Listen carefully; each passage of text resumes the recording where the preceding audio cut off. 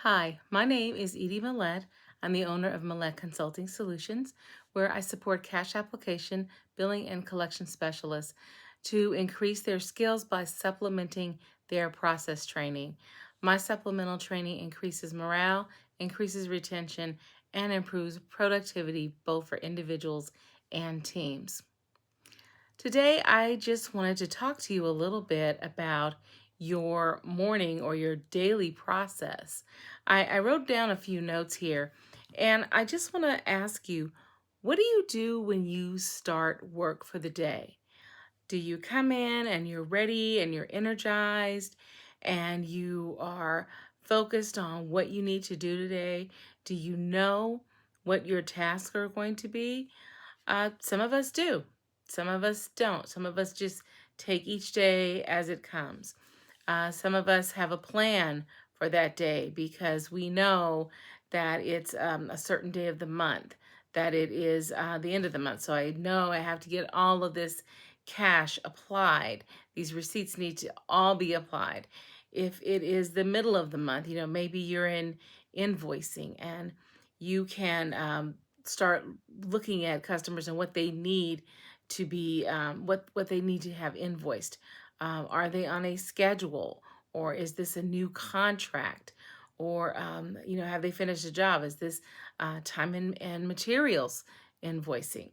It just depends on what you're doing with that particular customer or that particular group or that particular task. So in the morning, some people, I like to do this because of a client that I'm working with right now. I read email. There may be something in the emails that pertains to me. It may not even be an email that it's sent directly to me, but I may be part of an email alias. I may be in a group where that information in the email will affect something I'm doing later on that day. Could be about applying cash, could be that the customer is sending in a payment, could be anything. There's a new contract coming. There could be something where the customer is, they want to make an arrangement because they're having financial difficulties.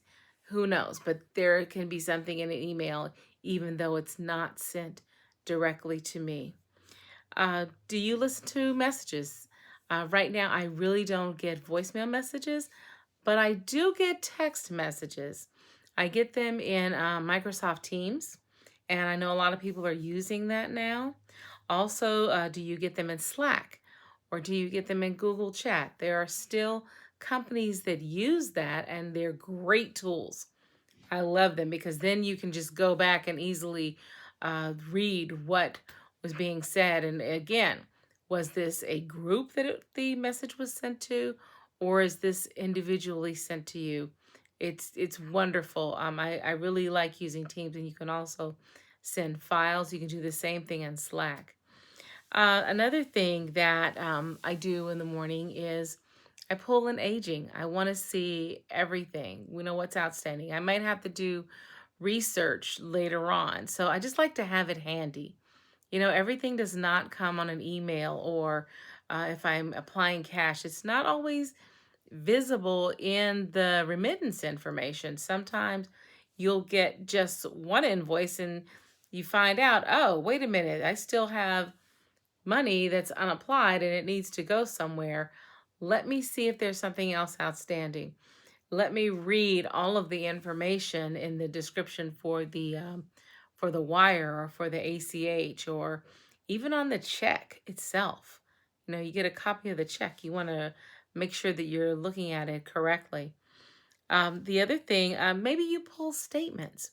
You're working with specific customers and you need to see what's outstanding, and you say, "Oh, okay, they've got quite a few that are, maybe they're 20 days out, they're 20 days late." And you want to also copy the group that handles payments so that so that they know that, hey, there should be a check coming because you've contacted the customer. So that's one of the things that we do. Also, going back to the payments. So if you're pulling information directly from the bank, Maybe you're pulling wires. You're pulling information to see if there's any ACH or if there's any lockbox that needs to be handled. And I know I'm using acronyms here, but a wire transfer from one company to another, or an ACH, where also those are funds that are coming in. They usually, I don't know if this is true of every company, but sometimes the company that's sending it will be about $15, $20, sometimes $30 short. And usually those are the bank fees. Um, if not, depends on the relationship you have. Some companies write them off. Some companies have them on an account, and they still want to collect that. It just depends on how your department at your company works. Everyone is not the same. But you want to make sure that you have a good process in the morning. You want to make sure that it becomes a routine so that you can track if something goes wrong, you can track where you went wrong. Oh, did you pull an aging today? Or are you looking at yesterday's aging, or even hopefully not last week's aging, last Wednesday's aging. You don't want to do that. You want everything to be fresh. And if you get into the habit of doing that every day, then you'll have that information that's up to date. You'll be able to give accurate information to your internal customers and to your external customers.